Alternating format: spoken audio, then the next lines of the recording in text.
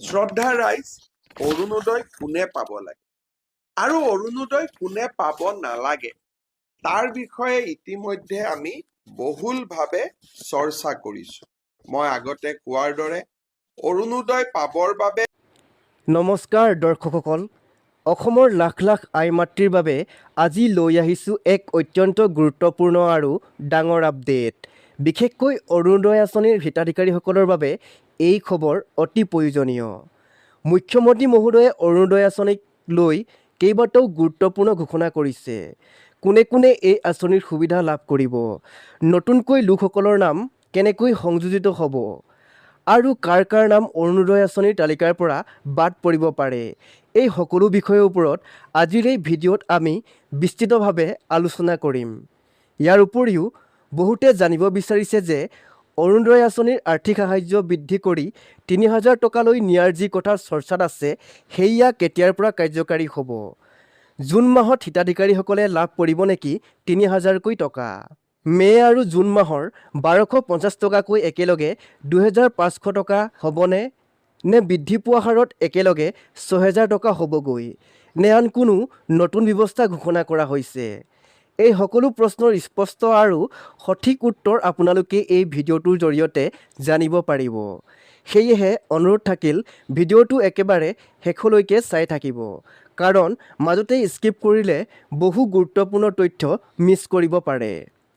প্ৰথমে আমি চাই লওঁ মুখ্যমন্ত্ৰী মহোদয়ে অৰুণোদয় আঁচনি সন্দৰ্ভত কি ঘোষণা কৰিছে, কোনে কোনে এই আঁচনিৰ সুবিধা লাভ কৰিব আৰু নামকৰণৰ বিষয়ে তেওঁ কি মন্তব্য আগবঢ়াইছে। আহক প্ৰথমে সেই গুৰুত্বপূৰ্ণ মন্তব্যটো শুনি লওঁ। তাৰপিছত আমি সকলো বিষয় সহজ ভাষাত আৰু বিশদভাৱে আলোচনা কৰি যাম। শ্ৰদ্ধা ৰাইজ, অৰুণোদয় কোনে পাব লাগে আৰু অৰুণোদয় কোনে পাব নালাগে তাৰ বিষয়ে ইতিমধ্যে আমি বহুলভাৱে চৰ্চা কৰিছো। মই আগতে কোৱাৰ দৰে অৰুণোদয় পাবৰ বাবে এখন বৈধ ৰেচন কাৰ্ড লাগিব আৰু কৰবাত যদি ৰেচন কাৰ্ড দৰ্শকসকল, এয়া আপোনালোকে শুনিলে মুখ্যমন্ত্ৰী মহোদয়ে প্ৰথম চৰ্তটোৱে বান্ধি দিছে যে অৰুণোদয় আঁচনি লাভ কৰিবলৈ হ'লে আপোনাৰ হাতত এখন বৈধ ৰেচন কাৰ্ড থাকিব লাগিব। মূল কথাটো হৈছে বৈধ ৰেচন কাৰ্ড, কাৰণ আজিকালি প্ৰতিটো পৰিয়াল অৰ্থাৎ দৰিদ্ৰ পৰিয়ালৰ এখন ৰেচন কাৰ্ড থাকে আৰু সেয়েহে ৰেচন কাৰ্ডক অৰুণোদয় আঁচনিৰ পাবলৈ এখন যোগ্য মাপকাঠি হিচাপে প্ৰথমটো চৰ্ত হিচাপে চৰকাৰে বান্ধি দিছে যে অৰুণোদয় আঁচনি পাবলৈ বৈধ ৰেচন কাৰ্ড এখন আপোনাৰ হাতত থাকিব লাগিব। আৰু ৰেচন কাৰ্ড থাকিলেই নহয়, আৰু কি কি থাকিব লাগিব বুলি কৈছে মুখ্যমন্ত্ৰী মহোদয়ে, সেইখিনি আপোনালোকে চাই থাকক। ইয়াৰ উপৰিও অৰুণোদয় আঁচনিত সদায় আমি বিধৱা মহিলা থকা পৰিয়ালক অগ্ৰাধিকাৰ দিওঁ। বিবাহ বিচ্ছেদিত মহিলা থকা পৰিয়ালক আমি অগ্ৰাধিকাৰ দিওঁ। যি পৰিয়ালত দিব্যাংগ ব্যক্তি আছে সেই পৰিয়ালক অৰুণোদয় আঁচনিত আমি অগ্ৰাধিকাৰ দিওঁ। যি পৰিয়ালত HIV, থেলাছেমিয়া, হিমফেলিয়া, চেৰিব্ৰেল পালচি, কুষ্ঠ, অটিজিম স্পেক্ট্ৰাম ৰোগী আছে, সেই পৰিয়ালকো আমি অৰুণোদয় আঁচনিত অগ্ৰাধিকাৰ দিওঁ। এইখিনি আপোনালোকে শুনিবলৈ পালে। মুখ্যমন্ত্ৰী মহোদয়ে অত্যন্ত গুৰুত্বপূৰ্ণ কথা কৈছে, কোনে কোনে অৰুণোদয় আঁচনিত অগ্ৰাধিকাৰ পাব। এইটো নহয় যে কেৱল এওঁলোকেই পাব, কিন্তু এওঁলোকক অগ্ৰাধিকাৰ দিয়া হ'ব। কাক কাক দিয়া নহ'ব বা কাক কাক দিয়া হ'ব? যিবিলাক আমাৰ বিধৱা মহিলাৰ স্বামী নাই, তাৰ পাছত যিসকল মহিলা ডিভ'ৰ্চ হৈছে, তেনেকুৱা মহিলাক অগ্ৰাধিকাৰ দিয়া হ'ব। যিসকল মহিলা বিধৱা, তেওঁলোককো অগ্ৰাধিকাৰ দিয়া হ'ব। লগতে যিসকল বিশেষভাৱে সক্ষম ব্যক্তি বা দিব্যাংগ ব্যক্তি, তেওঁলোককো অৰুণোদয় আঁচনিৰ বাবে অগ্ৰাধিকাৰ দিয়া হ'ব। লগতে মাননীয় মুখ্যমন্ত্ৰী মহোদয়ে কৈছে যে যিসকল লোক HIV বা চেৰিব্ৰেল প্লাচি বা এই ধৰণৰ অন্যান্য বেমাৰ বা ৰোগত আক্ৰান্ত ৰোগী আছে, তেওঁলোককো অৰুণোদয় আঁচনি প্ৰদান কৰা হ'ব।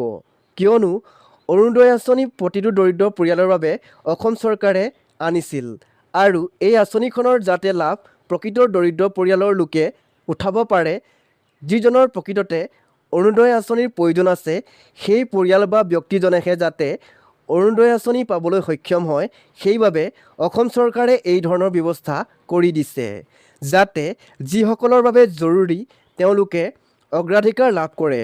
ইয়াৰ উপৰিও মুখ্যমন্ত্ৰী মহোদয়ে অৰুণোদয় আঁচনি সম্পৰ্কে কি কৈছে ভিডিঅ'টো চাওক। দ্বিতীয়তে, যিসকল মহিলা বৃদ্ধাশ্ৰমত আছে, যিসকল মহিলাই ভিক্ষা কৰি মানুহৰ ঘৰত খুজি মাগি খায়, তেওঁলোককো অৰুণোদয় আঁচনিত অগ্ৰাধিকাৰ দিয়া হয়। এই সকলোকে দি উঠাৰ পিছত যদি কোনোবা বাকী থাকে, সেই অৰুণোদয় আমি সমাজৰ দুৰ্বল আৰু দৰিদ্ৰ শ্ৰেণীৰ মাজত বিতৰণ কৰিম। এয়া আপোনালোকে শুনিলে, মুখ্যমন্ত্ৰী মহোদয়ে কৈছে যে যিসকল মহিলা বৃদ্ধাশ্ৰমত আছে তেওঁলোককো অৰুণোদয় আঁচনি প্ৰদান কৰা হ'ব আৰু দৰিদ্ৰসকলকো প্ৰদান কৰা হ'বই। আৰু লগতে মুখ্যমন্ত্ৰী মহোদয়ে কয় যে যিসকল বাচি যায় বা বাচি যাব তেওঁলোককো অৰুণোদয় আঁচনিৰ হিতাধিকাৰী হিচাপে প্ৰদান কৰা হ'ব। মুখ্যমন্ত্ৰী মহোদয়ে কেইবাটাও গুৰুত্বপূৰ্ণ কথা কৈছে, আপোনালোকে চাই থাকক। অৰুণোদয় আঁচনিত চৰকাৰী কৰ্মচাৰীসকল অন্তৰ্ভুক্ত হ'ব নোৱাৰে।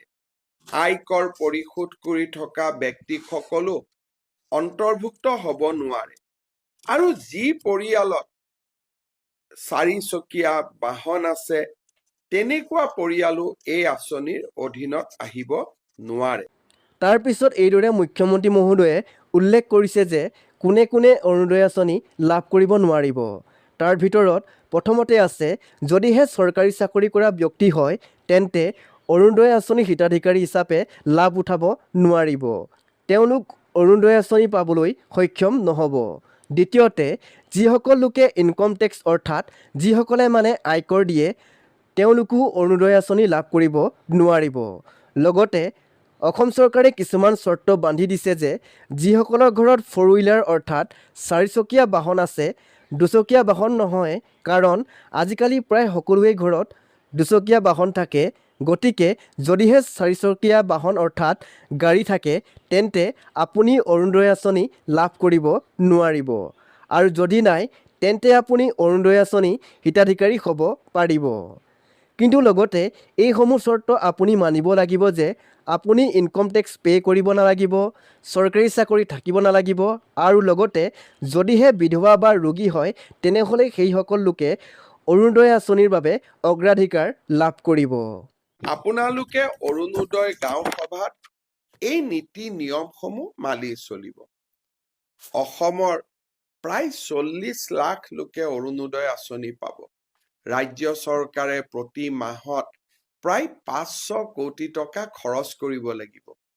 গতিকে যিজন ব্যক্তি বা পৰিয়ালে অৰুণোদয়ৰ অবিহনেও ঘৰখন চলাব পাৰে তেওঁলোকে যাতে অৰুণোদয় আঁচনি নিবিচাৰে, আৰু যিসকলে সঁচাকৈ অৰুণোদয় আঁচনিখন যাৰ জীৱনৰ বাবে অতিকে প্ৰয়োজনীয় তেওঁলোকৰ বাবে যাতে আমি আঁচনিখন আগবঢ়াই দিওঁ। মনত ৰাখি এইদৰে মুখ্যমন্ত্ৰী মহোদয়ে অৰুণোদয় আঁচনিৰ কোনে কোনে লাভ কৰিব কোৱাৰ উপৰিও তেখেতে কয় যে অৰুণোদয় আঁচনিৰ প্ৰয়োজন নোহোৱা ব্যক্তিয়ে যাতে অৰুণোদয় আঁচনিৰ বাবে আবেদন নকৰে, আৰু যদি দৰিদ্ৰ নোহোৱাকৈ যাতে কোনোবাই অৰুণোদয় আঁচনিৰ হিতাধিকাৰী হিচাপে লাভ খাই আছে তেওঁলোকে যাতে অৰুণোদয় আঁচনিৰ তালিকাৰ পৰা নিজৰ নাম কৰ্তন কৰি দিয়ে, যাতে তেখেতৰ ঠাইত কোনো দৰিদ্ৰ ব্যক্তিয়ে অৰুণোদয় আঁচনিৰ সুবিধা লাভ কৰিব পাৰে। আৰু এনেধৰণৰ খবৰসমূহ নিতৌ চাবৰ বাবে চেনেলটো ছাবস্ক্ৰাইব কৰি ভিডিঅ'টোত এটা লাইক কৰিব নাপাহৰিব।